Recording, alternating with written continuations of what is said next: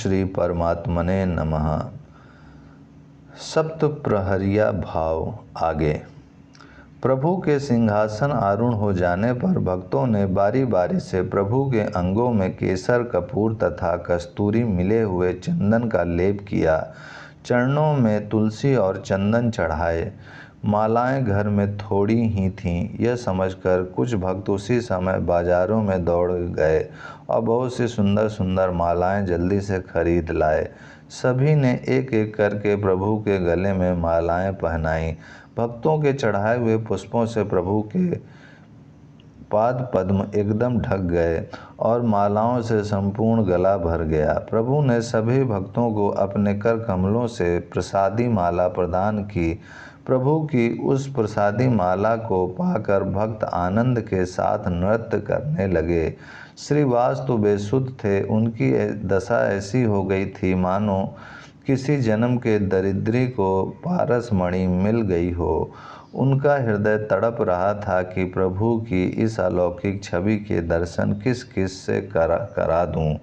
जब कोई प्रिय वस्तु देखने को मिल जाती है तब हृदय में यह इच्छा स्वाभाविक ही उत्पन्न होती है, इसके दर्शन अपने सभी प्रियजनों को करा दूं। यह सोचकर उन्होंने अद्वैताचार्य जी के कान में कहा, सची माता मुझे बहुत चिढ़ाया करती हैं। वे मुझसे बार बार कहते हैं कि तुम सभी ने मिलकर मेरे निमाई को बिगाड़ दिया। पहले वह कितना सीधा साधा था, अब तुम ही सब ना जाने उसे क्या क्या सिखा देते हो। आज माता को लाकर दिखाऊं कि देख तेरा निमाई असल में यह है। यह तेरा पुत्र नहीं है किंतु संपूर्ण जगत का पिता है। यदि आपकी अनुमति हो तो मैं सची माता को बुला लाऊं। आचार्य ने श्रीवास की बात का समर्थन करते हुए कहा, हाँ हाँ अवश्य, सची माता को जरूर दर्शन कराना चाहिए। इतना सुनते ही श्रीवास पंडित जल्दी से दौड़कर सची माता को बुला लाए। सची माता को देखते ही अद्वैताचार्य कहने लगे, माता यह सामने देखो, जिन्हें तुम अपना बताती थी वे अब तुम्हारे पुत्र नहीं रहे। अब तुम इनके दर्शन करो और अपने जीवन को सफल बनाओ। माता भौचक्की सी चुपचाप खड़ी ही रहीं। उसे कुछ सूझा ही नहीं कि मुझे क्या करना चाहिए। श्रीवास पंडित ने माता की ऐसी दशा देखकर दीन भाव से प्रार्थना की, प्रभु ये जगन माता सची देवी सामने खड़ी हैं। इन्हें आपकी माता होने का परम सौभाग्य प्राप्त हुआ है। इनके ऊपर कृपा होनी चाहिए। इन्हें आपके असली स्वरूप के दर्शन हों, यही हमारी प्रार्थना है।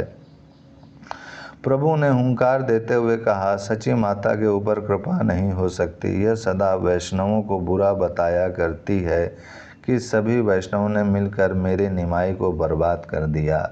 प्रभु की ऐसी बात सुनकर अद्वैताचार्य ने कहा, प्रभु माता का आपके प्रति वात्सल्य भाव है। वह जो भी कुछ कहती हैं वात्सल्य स्नेह के वशीभूत होकर ही कहती हैं। वैष्णवों के प्रति इसके हृदय में द्वेष के भाव नहीं हैं। इसकी उपासना वात्सल्य भाव की ही है। इसके ऊपर अवश्य कृपा होनी चाहिए। अद्वैताचार्य यह प्रार्थना कर ही रहे थे कि धीरे से श्रीवास पंडित ने माता के कान में कहा, तुम प्रभु के पाद पदों में प्रणाम करो। माता पुत्र के लिए प्रणाम करने में कुछ हिचकिचाने लगी। तब आचार्य ने जोर देते हुए कहा, माँ अब तुम निमाई के भाव को भुला दो। इन्हें भगवत बुद्धि से प्रणाम करो, देर करने का काम नहीं है। वृद्ध आचार्य के ऐसा आग्रह करने पर माता ने आगे बढ़कर प्रभु के पाद पदों में साष्टांग प्रणाम किया और गदगद कंठ से प्रार्थना करने लगी, भगवान मैं अज्ञ स्त्री तुम्हारे बारे में कुछ भी नहीं जानती कि तुम कौन हो। तुम जो भी हो मेरे ऊपर कृपा करो। माता को प्रणाम करते देखकर प्रभु ने उसके मस्तक पर अपना चरणों को रखते हुए कहा, जाओ सब वैष्णव अपराध क्षमा हुए, तुम्हारे ऊपर पूर्ण कृपा हुई। माता यह सुनकर आनंद में विभोर होकर रुदन करने लगीं। अब तो सभी भक्त क्रमशः प्रभु की भांति भांति की पूजा करने लगे। कोई धूप चढ़ाता, कोई दीप सामने रखता, कोई फल फूल सामने रखता और कोई कोई नवीन नवीन सुंदर सुंदर वस्त्र लाकर प्रभु के शरीर पर धारण करता। कराता। इस प्रकार सभी ने अपनी अपनी इच्छा अनुसार प्रभु की पूजा की। अब भोग की बारी आई। सभी अपनी अपनी इच्छा और रुचि के अनुसार विविध प्रकार के व्यंजन, नाना भांति की मिठाइयाँ और भांति भांति के फलों को सजा सजाकर प्रभु के भोग के लिए लाए। सभी प्रसन्नतापूर्वक प्रभु के हाथों में भांति भांति की वस्तुएं देने लगे। कोई तो मिठाई देकर कहता, प्रभु इतना भोग, इसका भोग लगाइए। प्रभु उसे प्रेम पूर्वक खा जाते। कोई फल देकर ही प्रार्थना करता, इसे स्वीकार कीजिए। प्रभु चुपचाप फलों को ही भक्षण कर जाते। कोई फल देकर ही प्रार्थना करता, इसे स्वीकार कीजिए। कोई लड्डू, पेड़ा तथा भांति भांति की मिठाइयाँ देते। कोई कटोरे में दूध लेकर ही प्रार्थना करता, प्रभु इसे आरोगिए। प्रभु इसे भी पी जाते। उस समय जिसने जो भी वस्तु प्रेम पूर्वक दी, प्रभु ने उसे ही भक्षण कर लिया। किसी की वस्तु को अस्वीकार नहीं किया, भला अस्वीकार कर भी कैसे सकते थे। उनकी तो प्रतिज्ञा है कि यदि कोई भक्ति से मुझे फल फूल या पत्ते भी देता है तो उन्हें फूल पत्तों को भी मैं खुश होकर खा जाता हूँ। फिर भक्तों के प्रेम से दिए हुए नैवेद्य को वह किस प्रकार छोड़ सकते थे। उस दिन प्रभु ने कितना खाया और भक्तों ने कितना खिलाया, इसका अनुमान कोई भी नहीं कर सकता। सबके प्रेम प्रसाद को पाने के अनंतर श्रीवास पंडित ने अपने कांपते हुए हाथों से सुवासित तांबूल प्रभु के अर्पण किया।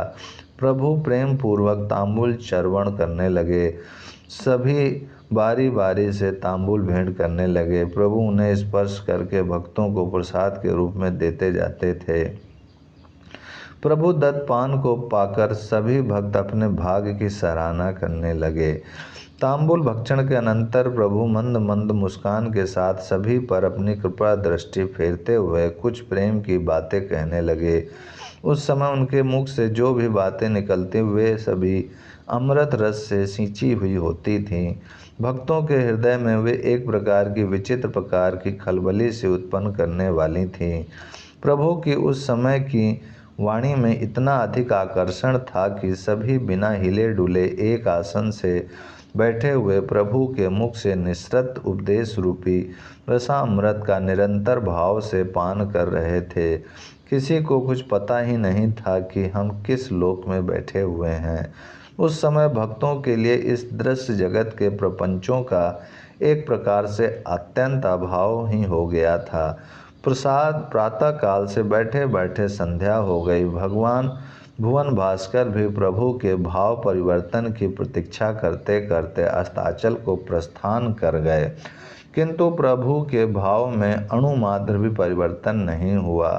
भक्त भी उसी प्रकार प्रेम पास में बंधे वहीं बैठे रहे। श्रीवास पंडित के सेवकों ने घर में दीपक जलाए, किंतु उन क्षीण दीपकों की ज्योति प्रभु की देह के दिव्य प्रकाश में फीकी फीकी सी प्रतीत होने लगी। किसी को पता ही नहीं चला कि दिन कब समाप्त हो गया और कब रात्रि हो गई। सभी उस दिव्य लोक के प्रकाश में अपने आपे को भूले हुए बैठे थे। ओम शांति शांति शांति।